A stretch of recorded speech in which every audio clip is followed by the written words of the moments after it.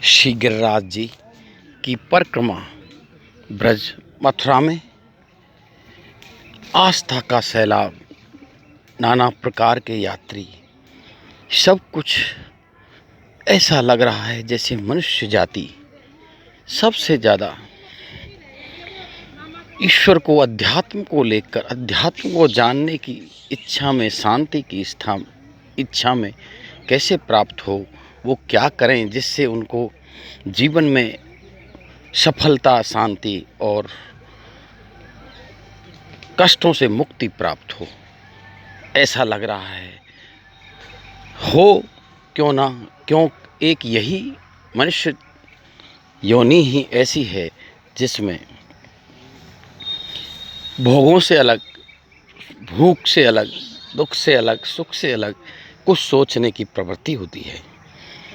सारे तीर्थों में तभी तो कभी केदारनाथ, कभी अन्य तीर्थ देवियों के यहाँ हमेशा भीषण दुर्घटना का शिकार मनुष्य होता रहा है, लेकिन फिर भी वहाँ की यात्रा करना मनुष्य नहीं छोड़ता। काय की खोज करता है वो, क्या प्राप्त करना चाहता है वो। हर आदमी अलग अलग तरह से सोचता है, उसकी आस्था में मिले या न मिले, लेकिन मिलने का एक भाव होता है, सकारात्मकता का प्रतीक ये परिक्रमा। इसमें नाना प्रकार के संत हैं, सबके अलग अलग भाव हैं। आप उनको देखें, कोई किसी का पुजारी है, कोई किसी का पुजारी है। एक गिरिराज के पुजारी की बहुतायत जरूर है, लेकिन वो सब लोग श्री गिरिराज या श्री कृष्ण राधा को नहीं पूजते। कोई चैतन्य महाप्रभु की आराधना करता है, कोई हनुमान जी की आराधना करता है, कोई शैव संप्रदाय से है, शंकर भगवान की आराधना करता है। कुछ लोग पूरा जीवन यहीं गुजार देते हैं, यहाँ उन्हें खाना दाना सब मिलता है, वो गिरिराज जी के भरोसे ही रहते हैं। कुछ लोग यहाँ पर अपने जीवन के सारे समस्त ज़िंदगी को इनके चरणों में अर्पित करते हैं। वो अपने काया की बराबर स्थान पर 1008 की कोई दंडवती का प्रण लेते हैं और बरसों तक गिरिराज जी की दंडवती देते रहते हैं। असीम श्रद्धा का ये वातावरण, अपनी अपनी तरीके से लगे लोग, क्या कोई यहाँ से कुछ ग्रहण करके ले जाते हैं। इसीलिए तो ये क्रम टूटता नहीं, हमेशा लोगों की भीड़ निरंतर बढ़ती रही है। विगत वर्षों में जब हमारे बचपन के दिन थे तब यहाँ ऐसी इतनी भीड़ नहीं हुआ करती थी, लेकिन अब दुनिया रात और दिन ये परिक्रमा मार्ग कभी खाली नहीं रहता। कितना आनंद है, कितना लोग लेके जाते हैं बिना लिए। मनुष्य बड़ा स्वार्थी है, कहीं किसी जगह नहीं आता, लेकिन फिर भी एक तरह के भटकाव की वजह क्या है, मनुष्य के शांति की खोज में किस तरह लगा हुआ है, धर्म की खोज में या कुछ पाने के लिए। ये सब प्रश्न गौण हैं। अपने अपने तरीके से मनुष्य आराधना करने आते हैं गिरिराज जी की। जय श्री कृष्ण, जय गिरिराज जी। मैं राम गोपाल, रस सागर यूट्यूब से राम गोपाल। कुछ मैंने यहाँ की झांकियाँ इसमें प्रस्तुत की हैं।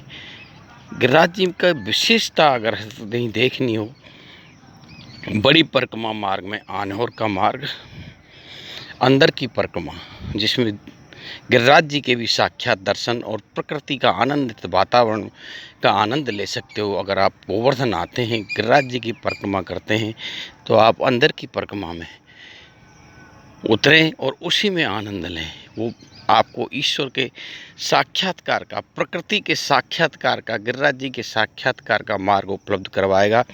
यहाँ से पूंछरी में उसी गिरिराज जी के सहारे सहारे चलें और जतिपुरा तक उसी में चलें। आगे गोवर्धन में भी, गोवर्धन तक ये परिक्रमा आप अंदर अंदर दे सकते हो, जहाँ से आपको साक्षात गिरिराज जी के दर्शन होंगे। अन्यथा मंदिरों में तो इतनी भीड़ है कि आप एक झलक नहीं पा सकते। वहाँ पे 24 घंटे लगे, मनुष्य ने उनको, गिरिराज जी को भी कैद कर रखा है। आप स्वतंत्र रूप से गिरिराज जी के दर्शन करने हो तो बड़ी परिक्रमा में बड़े आनंद से गोवर्धन से और पूंछरी होते हुए उनके दर्शन कर सकते हैं।